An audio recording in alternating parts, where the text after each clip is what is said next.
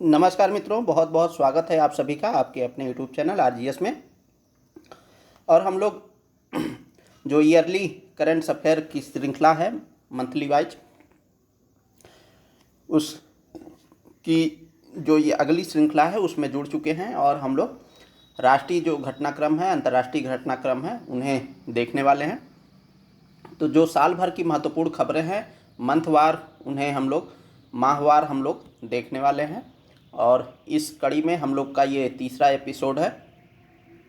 पिछले माह जून जुलाई की खबरों को कवर किए थे और इस माह जुलाई और अगस्त की प्रमुख खबरों को कवर करेंगे जो 2024 से संदर्भित रहे हैं।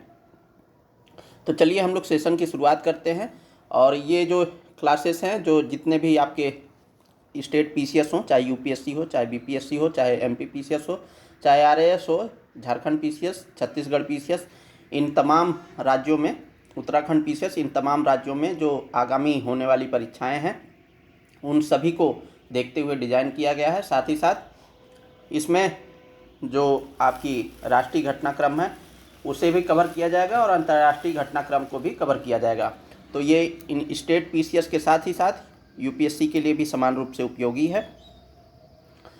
तो चलिए हम लोग सेशन की शुरुआत करते हैं और आप हमारे साथ बने रहें। इसके लिए ज़रूरी हो जाता है कि चैनल को, यदि आप चैनल पर नए हैं तो चैनल को सब्सक्राइब कर लें। तो चलिए हम लोग सेशन की शुरुआत करते हैं और ये अगस्त 2024 का राष्ट्रीय घटनाक्रम है। तो असम के मोइदम को विश्व धरोहर सूची में शामिल किया गया है। तो असम का क्या है? मोइदम। और ये एक प्रकार की दफन करने की परंपरा है जिसे विश्व धरोहर सूची में शामिल किया गया है। तो असम का है, असम का मोइदम। तो 2024 की घटना है अगस्त की। तो 46वीं विश्व धरोहर समिति की बैठक हुई थी। उसमें भारत की सांस्कृतिक विरासत श्रेणी के चराई देव मोइदम को सांस्कृतिक श्रेणी में यूनेस्को के विश्व धरोहर स्थल के रूप में शामिल किया गया था। यह यूनेस्को द्वारा सूचीबद्ध भारत का 43वां विश्व धरोहर स्थल है। चराई देव मोइदम असम में शासन करने वाले अहोम राजवंश के सदस्यों के नश्वर शरीरों को दफनाने की एक प्रक्रिया है। तो यहाँ पर जो मृत्यु हो जाती थी, जो अहोम राजवंश से संबंधित जो शासक होते थे या उनके परिवार के लोग रहते थे, उन्हें इनमें दफनाया जाता था और ये उन्हीं की दफनाने की एक प्रक्रिया है। तो 18वीं शताब्दी के बाद अहोम शासकों ने हिंदू दाह संस्कार पद्धति को अपनाया और चराई देव में दाह संस्कार की बची हड्डियों तथा राख को दफनाना शुरू कर दिया। मोइदस विश्व धरोहर सूची में शामिल होने वाला उत्तर पूर्वी राज्य का पहला सांस्कृतिक स्थल है और उत्तर पूर्वी राज्य का तीसरा समग्र स्थल है। मतलब ये उत्तर पूर्वी राज्य का पहला सांस्कृतिक स्थल है, ठीक है, और साथ ही साथ उत्तर पूर्वी राज्य का तीसरा समग्र स्थल है। तो ये याद रखिएगा। उत्तर पूर्व राज्य के अन्य दो स्थलों में काजीरंगा राष्ट्रीय उद्यान और मानस वन्यजीव अभयारण्य, जिन्हें पहले ही प्राकृतिक विरासत श्रेणी के अंतर्गत अंकित किया गया था, तो ये इसमें शामिल हैं। चलिए अगले टॉपिक की ओर बढ़ें। तो भारत का 500वां सामुदायिक रेडियो स्टेशन। तो केंद्रीय सूचना और प्रसारण मंत्री अश्विनी वैष्णव ने मिजोरम के आइजोल में भारतीय जनसंचार संस्थान में भारत के 500वें सामुदायिक रेडियो स्टेशन का उद्घाटन किया। और इसका जो रेडियो है, यह रेडियो जो है 90.0 FM नामक यह रेडियो स्टेशन स्थापित किया गया, जिसमें क्या मिलेगा हमें? तो इसके जरिए मौसम अपडेट, सरकारी योजनाओं और कृषि जानकारी प्रदान की जाएगी। सार्वजनिक और वाणिज्यिक रेडियो के विपरीत सामुदायिक रेडियो कम शक्ति वाले स्टेशन हैं जो स्थानीय समुदायों द्वारा स्थानीय भाषाओं में संचालित होते हैं तथा ये जो पोषण और स्वास्थ्य जैसे मुद्दों पर ध्यान केंद्रित करते हैं। इन्हें शैक्षणिक संस्थानों, सामुदायिक आधारित संगठनों, पंजीकृत समितियों और ट्रस्टों द्वारा स्थापित किया जा सकता है। भारत की सामुदायिक रेडियो यात्रा में इस घटना की जानकारी देते हुए श्री वैष्णव ने कहा कि यह पहल अपना रेडियो स्टेशन के कवरेज क्षेत्र में लोगों के जीवन में एक बड़ा बदलाव लाएगी। इसके अलावा यह शुरुआत सरकार की एक्ट ईस्ट नीति में भी एक महत्वपूर्ण घटना है। इससे अच्छी रेलवे कनेक्टिविटी पाने का मिजोरम का लंबे समय से संजोया हुआ सपना पूरा होगा। तो ये इसका प्रमुख उद्देश्य था। चलिए अगले पॉइंट की ओर बात करें तो असम में टाटा की सेमीकंडक्टर इकाई का निर्माण शुरू। तो सेमीकंडक्टर क्या होता है? सेमीकंडक्टर एक प्रकार के ऐसे चालक के रूप में होते हैं, अर्धचालक होते हैं, जिनका टेम्परेचर बढ़ाने पर क्या होता है, उनकी चालकता जो है बढ़ जाती है और उसका प्रतिरोध कम हो जाता है।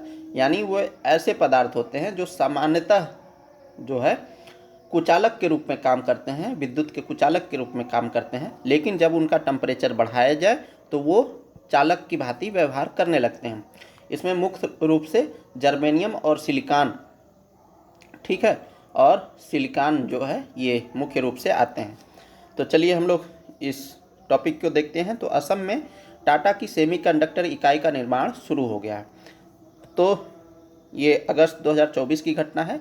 तो भारत में संपूर्ण सेमीकंडक्टर विनिर्माण पारिस्थितिकी तंत्र बनाने की दिशा में एक महत्वपूर्ण कदम के रूप में असम में टाटा की सेमीकंडक्टर इकाई के निर्माण का शुभारंभ किया गया। यह इकाई 27,000 करोड़ रुपए के निवेश से स्थापित की जाएगी और इससे 15,000 प्रत्यक्ष तथा 11 से 13,000 अप्रत्यक्ष रोजगार सृजित होने की उम्मीद है। सेमीकंडक्टर उद्योग के महत्व को रेखांकित करते हुए माना जा सकता है कि इससे विभिन्न अपस्ट्रीम और डाउनस्ट्रीम उद्योगों में रोजगार के अवसर पैदा होंगे। इस इकाई की प्रस्तावित क्षमता प्रतिदिन 4.83 करोड़ सेमीकंडक्टर चिप्स बनाने की है। यह इकाई स्वदेशी उन्नत सेमीकंडक्टर पैकेजिंग प्रौद्योगिकियों के विकास का स्थल होगी, जिसमें वायर बॉन्ड, क्लिप चिप और SIP पैकेज में एकीकृत प्रणाली प्रौद्योगिकियां शामिल हैं और इस संयंत्र में इस्तेमाल की जाने वाली ये 3 प्रमुख प्रौद्योगिकियां भारत में विकसित की जा रही हैं। सेमीकंडक्टर चिप डिजाइन में बीटेक, एमटेक और PhD स्तर पर उद्योग के लिए तैयार 85,000 कार्यबल को देश भर के 113 शैक्षणिक संस्थानों में प्रशिक्षित किया जा रहा है। चलिए अगले टॉपिक की ओर बढ़ें। तो केरल का काइट GNU ल्यूनेक्स 22.04। तो हाल ही में क्या हुआ है, केरल के infrastructure and technology for education, जिसे शॉर्ट फॉर्म में काइट बोलते हैं, तो इसने क्या किया है, काइट ने काइट GNU ल्यूनेक्स 22.04 नामक एक मुफ्त ऑपरेटिंग सिस्टम का निर्माण किया है, जो है मुफ्त रूप से उपलब्ध होगा, जो केरल के सरकारी स्कूलों के लिए विशेष रूप से डिजाइन किया गया है। इस पहल का उद्देश्य राज्य के स्कूलों में लगभग 3 लाख कंप्यूटरों में डिजिटल शिक्षा को बढ़ावा देना है। इस ऑपरेटिंग सिस्टम का उपयोग न केवल स्कूलों में सूचना और संचार प्रौद्योगिकी सीखने के लिए, बल्कि छात्रों और शिक्षकों के लिए भी एक पूर्ण कंप्यूटिंग प्लेटफॉर्म के रूप में स्वतंत्र रूप से किया जा सकेगा। इसके साथ ही इसका प्रयोग घरों, सरकारी कार्यालयों, TDP केंद्रों, प्रिंटिंग प्रेस, सॉफ्टवेयर डेवलपमेंट कंपनियों, इंजीनियरिंग कॉलेज के छात्रों आदि में उपयोग के लिए जाने वाले कंप्यूटरों पर सामान्य उद्देश्य के लिए भी इसका उपयोग किया जा सकेगा। चलिए अगले टॉपिक की ओर बढ़ें। तो हिमाचल प्रदेश की नई पौष्टिक योजना। तो ये क्या है, पौष्टिक योजना? हाल ही में हिमाचल प्रदेश के मुख्यमंत्री सुखविंदर सिंह सुक्खू ने हमीरपुर जिले में मुख्यमंत्री बाल पौष्टिक आहार योजना की शुरुआत की है।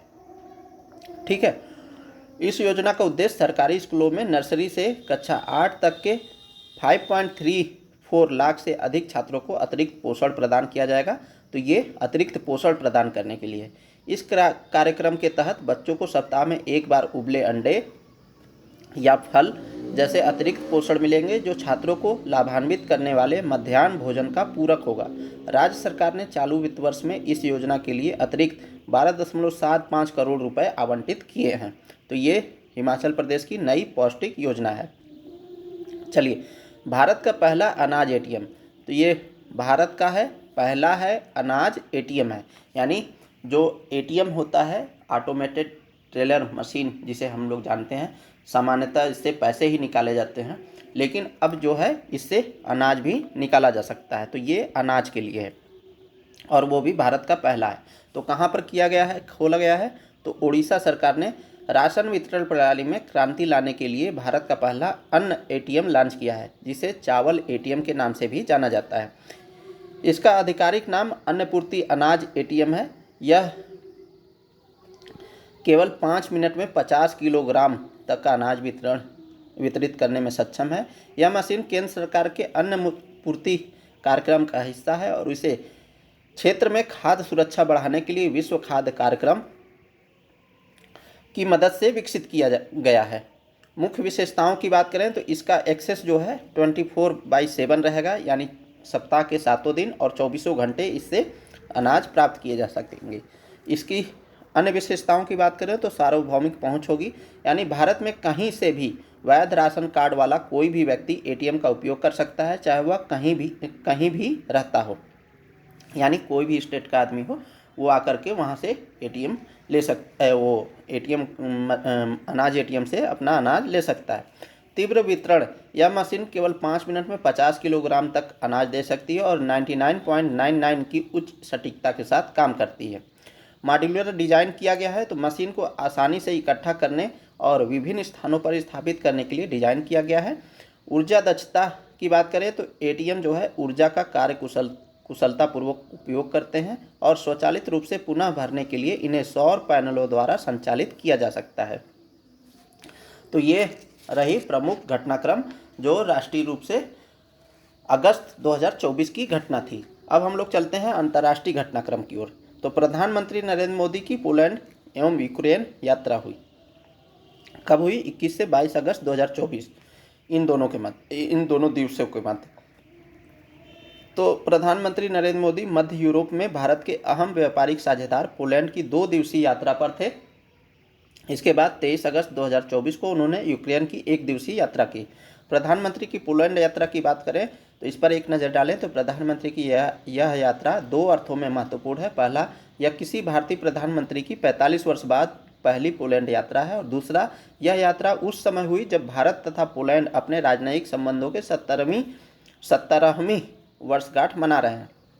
यात्रा की मुख्य विशेषताओं की बात करें तो रणनीतिक साझेदारी तक उन्नयन, यानी दोनों राष्ट्रों ने अपने द्विपक्षीय संबंधों को रणनीतिक साझेदारी तक बढ़ाने पर सहमति व्यक्त की है, जो घनिष्ठ संबंधों और सहयोग बढ़ाने के लिए आपसी प्रतिबद्धता को उजागर करती है। साथ ही साथ 5 वर्षीय कार्य योजना भी बनाई गई। तो सामरिक साझेदारी से प्राप्त गति को आगे बढ़ाते हुए दोनों पक्षों ने वर्ष 2024 से 28 तक के लिए एक 5 वर्षीय कार्य योजना विकसित करने और उसे लागू करने पर सहमति व्यक्त की है। इसमें नियमित उच्च स्तरीय संपर्क, वार्षिक राजनीतिक वार्ता और सुरक्षा परामर्श। दोनों पक्षों ने निर्णय लिया है कि रक्षा सहयोग के लिए संयुक्त कार्य समूह का अगला दौर वर्ष 2024 में होगा। व्यापार और निवेश की बात करें तो व्यापार संतुलन, उच्च तकनीक और हरित प्रौद्योगिकी के अवसरों की खोज तथा आर्थिक सुरक्षा बढ़ाने पर ध्यान केंद्रित किया जाएगा। उन्होंने सहयोग के नए क्षेत्रों की खोज करने की प्रतिबद्धता व्यक्त की है और व्यापार असंतुलन को दूर करने तथा व्यापार क्षेत्र का विस्तार करने के लिए संयुक्त आर्थिक सहयोग आयोग का उपयोग करने पर सहमति व्यक्त की है।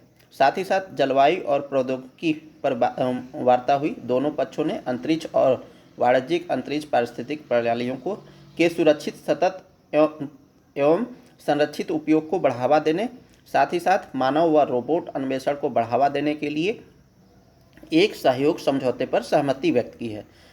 प्रमुख स्मारकों के दर्शन भी किए मोदी जी ने। तो भारत के प्रधानमंत्री ने वारसा में डोबरी यानी महाराजा स्मारक पर श्रद्धांजलि अर्पित की। यह स्मारक जो है नवानगर गुजरात में जामनगर के जाम साहब श्री दिग्विजय सिंह जी की रणजीत सिंह जी जडेजा के प्रति पुलिस लोगों और सरकार के सम्मान तथा कृतज्ञता को दर्शाता है। तो इस स्मारक याद रखिएगा। जो स्मारक है कहाँ पर बना हुआ है? वारसा में बना हुआ है। वारसा में डोबरी महाराज स्मारक है। वहाँ पर श्रद्धांजलि अर्पित की। किसने अर्पित की? प्रधानमंत्री नरेंद्र मोदी जी ने अर्पित की। इस स्मारक के खास पहलुओं पर नज़र डालें तो यह स्मारक जो है नवानगर गुजरात में जो जामनगर में पड़ता है, वहाँ के जो शासक थे जाम साहब श्री दिग्विजय सिंह जी, रणजीत सिंह जी जडेजा के प्रति पोलिश लोगों और सरकार के सम्मान तथा कृतज्ञता को दर्शाता है। यानी जो पोलैंड के लोग हैं वहाँ पर उनकी स्मृति चिन्ह बनवाए हैं, तो इसीलिए भारत सरकार जो है इसकी कृतज्ञता को महसूस कर रही है। भारत के प्रधानमंत्री ने कोल्हापुर स्मारक का भी दौरा किया। यह स्मारक द्वितीय विश्व युद्ध के दौरान महिलाओं और बच्चों सहित लगभग 5,000 पोलिश शरणार्थियों को आश्रय प्रदान करने के लिए कोल्हापुर रियासत की उदारता को समर्पित है और ये उस समय बहुत चर्चा में था। अब अगली जो यात्रा थी जो एक दिवसीय रही, यूक्रेन की यात्रा। तो प्रधानमंत्री मोदी ने कीव में यूक्रेनी राष्ट्रपति वोलोडिमीर जेलेंस्की से मुलाकात की, जो रूस यूक्रेन युद्ध के बीच एक महत्वपूर्ण कूटनीतिक कदम माना जा सकता है। इसी के साथ प्रधानमंत्री मोदी भारत के पहले प्रधानमंत्री हैं जिन्होंने 1952 के बाद यूक्रेन का दौरा किया है। इसके पहले क्या था, यूएसएसआर था, और यूएसएसआर जब 1990-91 में टूटा उसके बाद जो है ये पहले प्रधानमंत्री हैं जब ये वहाँ पर गए हैं। तो प्रधानमंत्री मोदी ने शांति के प्रति भारत के समर्थन को दोहराया और कहा कि भारत तटस्थ नहीं है बल्कि शांति का पक्षधर है। मोदी ने यूक्रेन के राष्ट्रीय इतिहास संग्रहालय में शहीद प्रदर्शनी का दौरा किया और संघर्ष में निर्दोष बच्चों की मृत्यु पर दुख व्यक्त किया। प्रधानमंत्री मोदी ने यूक्रेन को 4 भीष्म क्यूब्स भेंट किए।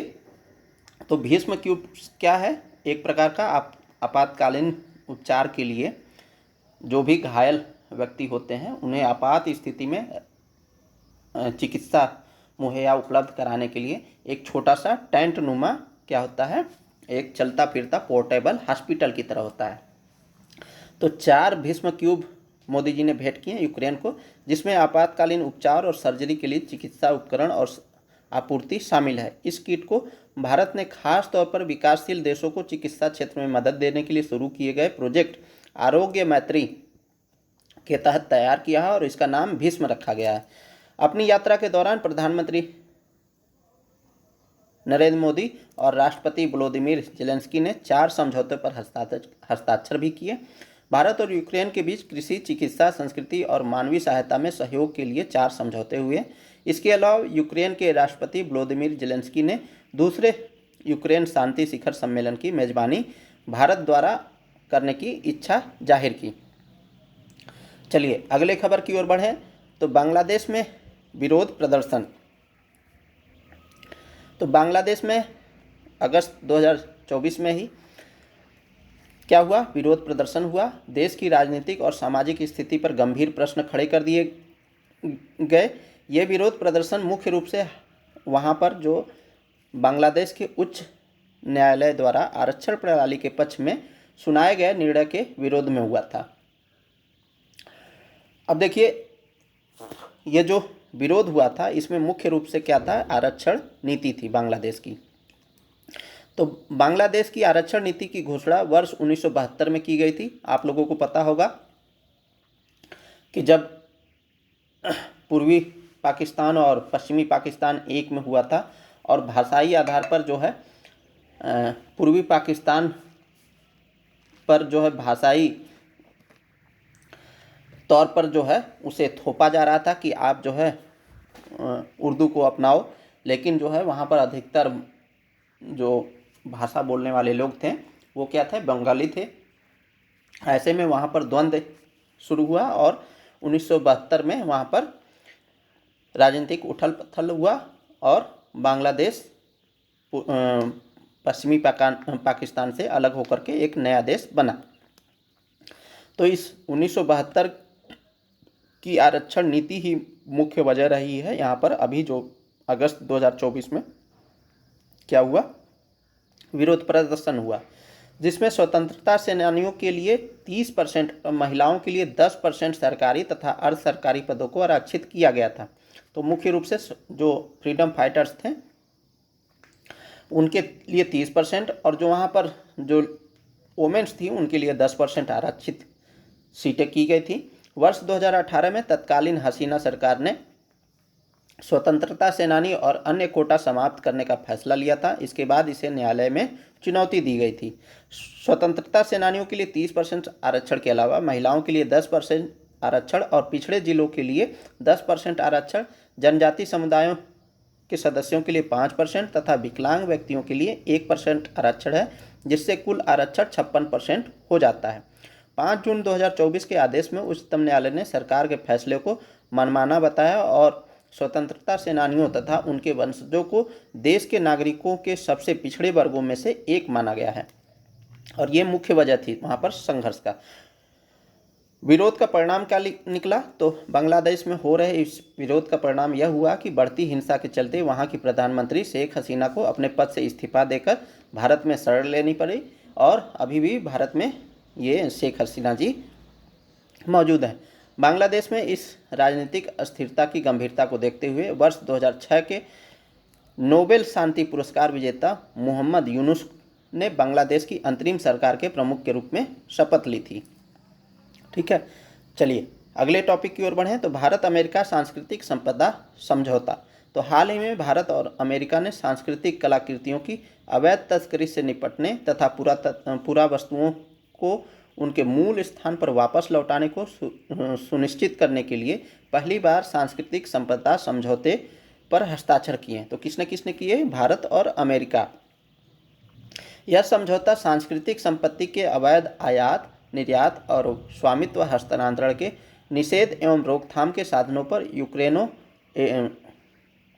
पर यूनेस्को कन्वेंशन 1970 के अनुच्छेद 9 के अनुरूप है। CPA 1.7 मिलियन वर्ष पूर्व से लेकर के वर्ष 1947 तक की कुछ पुरातात्विक और निर्वंश विज्ञानी संबंधी सामग्रियों के अमेरिका में आयात पर प्रतिबंध लगाता है। आयात के लिए प्रतिबंधित ऐसी वस्तुओं की सूची अमेरिकी सरकार द्वारा प्रख्यापित की जाएगी। अमेरिका भारत को नामित सूची में शामिल किसी भी वस्तु या सामग्री को वापस करने की पेशकश करेगा जो अमेरिकी सरकार द्वारा जब्त कर ली गई हो। इसी प्रकार के समझौते अमेरिका और अल्जीरिया, कंबोडिया, चीन, मिस्र और इटली जैसे देशों के बीच भी हुई है। चलिए अगले टॉपिक की ओर बढ़ें। तो आयुष मंत्रालय और विश्व स्वास्थ्य संगठन के बीच डोनर एग्रीमेंट हुआ है। तो किसके किसके बीच? आयुष मंत्रालय और विश्व स्वास्थ्य संगठन के बीच। ठीक है, तो विश्व स्वास्थ्य संगठन की स्थापना कब हुई थी? ये हम लोगों ने ऑलरेडी पिछली कक्षा में देख रखा है। आप लोग कमेंट बॉक्स में बताइए कब हुई थी। और अभी आयुष मंत्रालय जिसमें मुख्य रूप से आयुर्वेद है, योगा है, यूनानी है, सिद्ध है और होम्योपैथिक है। तो इन सभी शब्दों से मिल करके एक मंत्रालय बनाया गया है, आयुष मंत्रालय। और आयुष मंत्रालय और किसके मध्य? विश्व स्वास्थ्य संगठन के बीच डोनर एग्रीमेंट हुआ है। तो आयुष मंत्रालय और विश्व स्वास्थ्य संगठन यानी WHO ने जिनेवा में आयोजित एक हस्ताक्षर समारोह में एक दाता समझौते पर हस्ताक्षर किए हैं, यानी डोनर समझौते पर हस्ताक्षर किए हैं। अब इसके तहत होगा क्या? तो यह समझौता गुजरात के जामनगर में WHO ग्लोबल ट्रेडिशनल मेडिसिन यानी जो वैश्विक रूप से ट्रेडिशनल मेडिसिन है यानी परंपरागत मेडिसिन है, दवाइयाँ हैं, की गतिविधियों को क्रियान्वित करने के लिए वित्तीय शर्तों की रूपरेखा तैयार करता है। इसमें WHO global traditional medicine centre को साक्ष्य आधारित परंपरागत पूरक और एकीकृत चिकित्सा के लिए ज्ञान के एक प्रमुख स्रोत के रूप में स्वीकार किया गया है, जिसका उद्देश्य व्यक्तियों तथा धरती के स्वास्थ्य तथा कल्याण को आगे बढ़ाना है। इस सहयोग के माध्यम से भारत गुजरात के जामनगर में WHO global traditional medicine centre के संचालन का समर्थन करने के लिए 10 वर्षों की अवधि में 85 मिलियन अमेरिकी डॉलर का दान करेगी। गुजरात के जामनगर में WHO global traditional medicine centre की स्थापना समग्र विश्व में पारंपरिक चिकित्सा के पहले और एकमात्र वैश्विक आउटपोस्ट सेंटर को चिन्हित करता है। तो कहाँ पर किसके किसके मध्य हुआ है? WHO और आयुष मंत्रालय के मध्य। और ये कहाँ पर स्थापित होगा? गुजरात के जामनगर में। ठीक है, चलिए पारंपरिक चिकित्सा में आरोग्य रहने और शारीरिक एवं मानसिक रोगों के उपचार के लिए उपयोग की जाने वाली विभिन्न संस्कृतियों के ज्ञान, कौशल तथा अभ्यास इसमें शामिल होंगे। चलिए अगले टॉपिक की ओर बढ़ें तो खबर की ओर, तो छठी भारत ऑस्ट्रेलिया समुद्री सुरक्षा वार्ता। तो छठी थी, भारत और ऑस्ट्रेलिया के मध्य थी, क्या थी? समुद्री सुरक्षा वार्ता थी। तो हाल ही में ऑस्ट्रेलिया के कैनबरा में छठवीं भारत ऑस्ट्रेलिया समुद्री सुरक्षा का आयोजन किया गया। इस वार्ता में भारतीय प्रतिनिधिमंडल का नेतृत्व विदेश मंत्रालय में निशस्त्रीकरण एवं अंतर्राष्ट्रीय सुरक्षा मामलों की संयुक्त सचिव सुश्री मुआन पुई सयाबी ने किया, जबकि ऑस्ट्रेलियाई प्रतिनिधिमंडल का नेतृत्व विदेश मामले एवं व्यापार विभाग में दक्षिण एशिया और मध्य एशिया प्रभाग की प्रथम सहायक सचिव सुश्री सारा स्टोरी तथा रक्षा विभाग में अंतर्राष्ट्रीय नीति के प्रथम सहायक सचिव श्री बर्नार्ड फिलिप ने किया। ठीक है। वार्ता के दौरान दोनों पक्षों ने समावेशी विकास और वैश्विक कल्याण के लिए अनुकूल सुरक्षित समुद्री वातावरण को बनाए रखने के तरीकों पर विचार विमर्श किया। उन्होंने भारत प्रशांत क्षेत्र में समुद्री सुरक्षा वातावरण, समुद्री डोमेन जागरूकता, मानवीय सहायता और आपदा राहत समन्वय, क्षेत्रीय तथा बहुपक्षीय जुड़ाव एवं समुद्री संसाधनों के सतत उपयोग सहित आपसी हित के विभिन्न हिस्सों पर विचार का आदान प्रदान किया। इसमें खोज और बचाव, प्रदूषण प्रक्रिया, नीली अर्थव्यवस्था तथा बंदरगाह राज्य नियंत्रण में सहयोग शामिल था। उन्होंने इन क्षेत्रों में अपने द्विपक्षीय सहयोग को और मजबूत करने के तरीकों एवं साधनों पर चर्चा की। उन्होंने इंडो पैसिफिक महासागर पहल के समुद्री पारिस्थितिक स्तंभ में सहयोग के लिए आगे के रास्ते पर भी विचार विमर्श किया। वार्ता का अगला दौर नई दिल्ली में पारस्परिक रूप से सुविधाजनक तिथि पर आयोजित करने पर सहमत होंगे। तो छठी भारत ऑस्ट्रेलिया समुद्री सुरक्षा वार्ता हुई, कहाँ पर हुई थी? ऑस्ट्रेलिया के कैनबरा में। इतना आपके लिए इम्पॉर्टेंट है, इतना कम से कम याद रखिएगा।